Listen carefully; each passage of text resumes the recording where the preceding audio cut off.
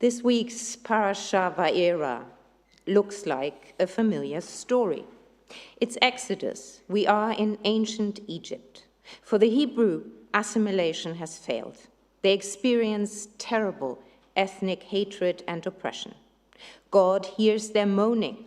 He remembers his covenant and promises to lead them out of Egypt. God organizes his chosen people into tribal clans, much like army divisions.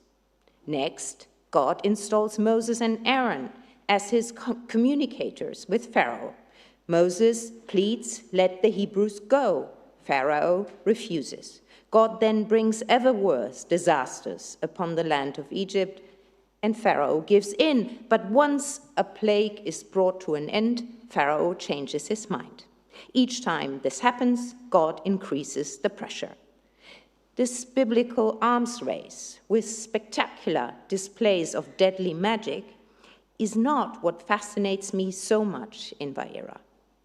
It is the dynamic between the players, between God, Pharaoh, and the children of Israel. The German term Achsenzeit, axial age, means an age of global interconnectedness. This term was coined by the German philosopher Karl Jaspers, who was born in 1883. Jaspers referred to the period between roughly 500 years BE to around the 3rd century CE. At that time, and in very different places, major philosophical and religious ideas and concepts emerged. Greece witnessed the appearance of philosophers such as Plato. At the same time, in China and South Asia, Confucius and Buddha entered the scene. And around the Mediterranean, at this time, prophets were preaching monotheism. At the end of the actual age, the Torah was written.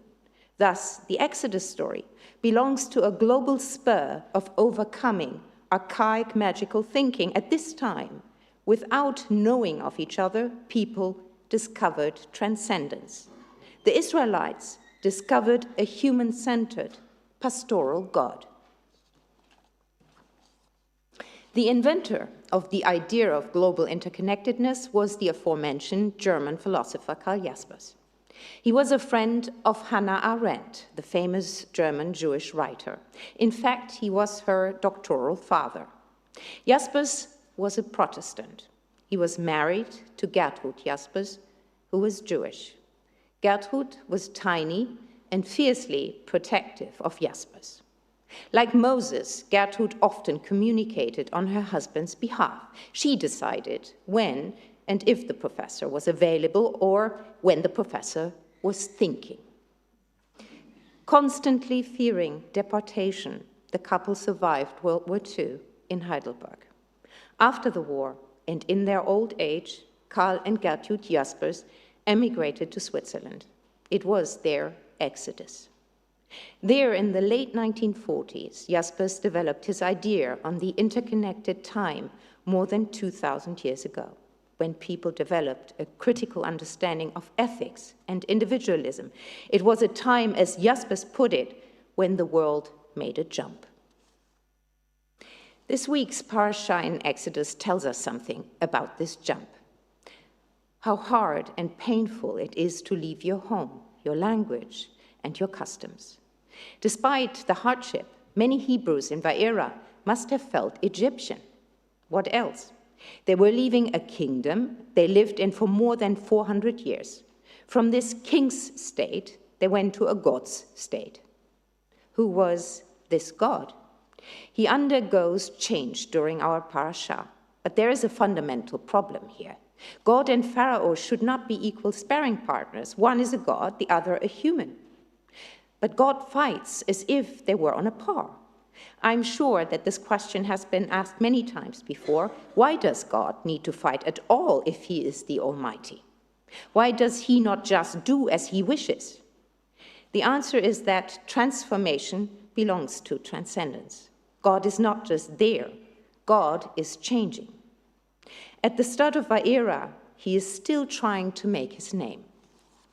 Ani Adonai, Va'era el Avraham el Yitzhak ve'el Yaakov. God explains that while he met Abraham, Isaac, and Jacob, he did not reveal to them that he was Adonai. But now God does. He changes markedly several passages later. Va'ani akshe et lev paro. I shall harden Pharaoh's heart. Now God asserts his superiority. He will give Pharaoh a taste of his powers. God has made a jump. And how about the Israelites? They would not listen to Moses. We read why, because their spirits were crushed by bondage. That sounds as if it's not the whole story. Whereas God was sure of this project moving out of Egypt, his people clearly were not so sure. Even Moses tried to bow out. When given the task of negotiating with Pharaoh, he appealed to God, "See, I'm of impeded speech. How then should Pharaoh heed me?" God replied, "I place you in the role of God to Pharaoh with your brother Aaron as your prophet." In biblical Hebrew, that means translator. It has been suggested that Moses' confession that he has a heavy tongue means that he wasn't the most eloquent speaker, maybe a stutterer, or even that he was disabled. I read Moses' admission of his impeded speech as a willful statement. By admitting being not good enough with his mouth, he refused to be God's mouthpiece. There is a dynamic relationship between God and his people that speaks to me. Hesitation and doubt also belong to my Jewish transformation, not being born into a single religion. But people read this passage differently and focus on different aspects. 9 people from this congregation have read this portion for months and will give different interpretations and views. We come from different places, geographically and religiously. Let's look at the end of the parasha.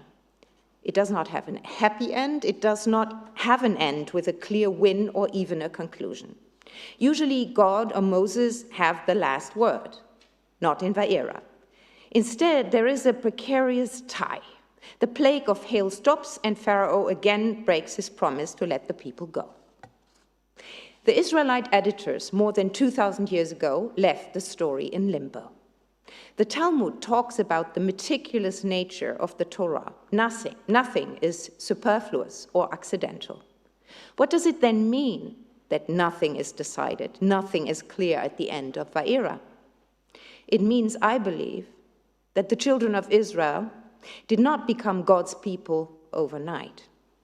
They differed, they doubted, they hesitated. To become the Jewish people, or more personally, to become a Jew, is a process, a journey, and we do not do it alone.